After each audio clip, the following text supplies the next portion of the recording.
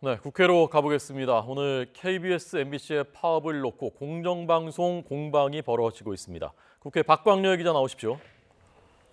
네, 국회입니다. 네, 어떤 말들이 오늘 나오고 있습니까? 네, 두 거대 양당은 사장 퇴진을 외치며 공영방송 노조가 제작 거부에 돌입한 상황을 서로 다른 시각에서 보고 있는데요.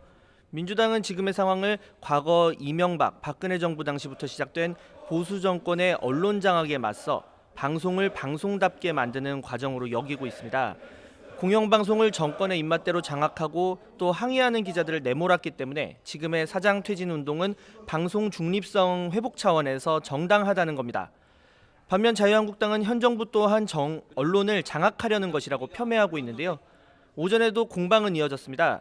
민주당 우원식 원내대표는 어제 감동적인 엽서 한 장을 받았다며 해직자들이 9년 만에 복귀하는 YTN의 사례를 소개했습니다. 이명박 정권 당시 낙하산 사장 반대 투쟁으로 해직됐던 노종면, 현덕수, 조승우 기자의 복직을 언급하며 언론 정상화의 필요성을 강조했습니다. 어제 YTN 노동조합으로부터 받은 감동적인 한 장의 엽서입니다. YTN 노종면, 조승호, 현덕수 기자가 해직 9년 만에 돌아옵니다. MBC, KBS도 정상적인 언론으로 되돌아오기를 바라며 함께 노력하겠습니다.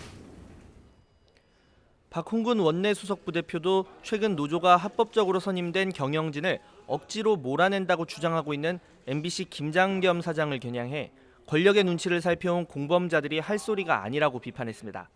하지만 자유한국당은 문재인 정부의 방송 장악이고 또 탄압이라고 주장하고 있는데요. MBC 노조가 과거 한미 FTA를 막기 위해 광우병 괴담을 조장했고 또 민주노총 소속이라는 점을 들면서 색깔론도 제기하고 있습니다. MBC 노조는 철저히 한쪽으로 치우친 좌파의 길을 걷는 사람들입니다. 이런 사람들이 방송의 공정성, 중립성을 논할 자격이 있습니까? 이와 함께 이호성 방송통신위원장에 대해서도 당 차원에서 수단과 방법을 가리지 않고 대응 방법을 찾겠다고 덧붙이고 있습니다. 네, 문재인 대통령의 5.18 진상규명 특별조사 지시에 대해서는 어떤 반응이 나왔습니까? 네, 더불어민주당 그리고 국민의당은 오전 회의에서 재차 진상규명 필요성을 언급했습니다. 민주당 우원식 원내대표는 시민들의 피 맺힌 심정을 풀어줄 시의적절한 조치라고 대통령의 지시를 평가했는데요. 재발 방지를 위해서는 국회 차원에서 진실을 규명해야 한다며 야당의 협조를 촉구했습니다. 국민의당도 특별법의 빠른 통과를 강조하면서 조사의 주체가 국방부가 아닌 국회가 되어야 한다고 주장했습니다. 조사 대상이 되어야 할 국방부에 조사 주체 역할을 맡길 수 없다는 겁니다. 이런 가운데 두 보수 야당도 원론적으로 진상규명에 대해 공감하고 있는 분위기인데요.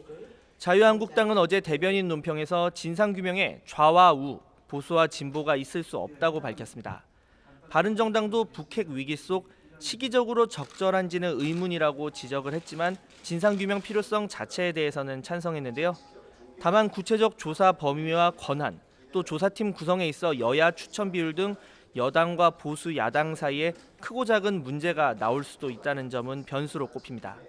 지금까지 국회에서 YTN 박광렬입니다.